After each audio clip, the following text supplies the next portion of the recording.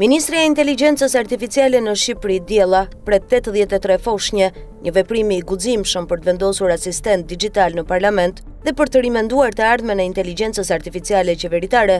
Kryeministri i Shqipërisë ka njoftuar në mënyrë sensacionale se Diella, Ministria e re e Inteligjencës Artificiale, është atë zënë me 83 foshnje. Me një deklaratë konfuze dhe të çuditshme në dialogun global në Berlin, Rama deklaroi se pasardhësit do të shërbejnë si asistent për ata që marrin pjesë në seancat parlamentare dhe do të mbajnë një regjistër të gjithçkaje që ndodh dhe do të këshillojnë anëtarët e parlamentit. Këta fëmijë do të kenë dijen e nënës së tyre. Ky analogji jo ortodokse vjen pas emërimit në shtator të Diellës si ministre e shtetit për inteligjencën artificiale. Dizajni vizual i pamjes së saj, e veshur me një fustan tradicional të zadrimës, është për të rritur autenticitetin, pavarësisht kundërshtimeve nga deputetët e opozitës. Shqipëria është bërë një rast prove globale për integrimin e inteligjencës artificiale në burokracinë qeveritare dhe analogjia e pazakonte e Edi Ramës sugjeron që qeveria shqiptare është gati të integrojë agjentë të inteligjencës artificiale në sasi më të mëdha.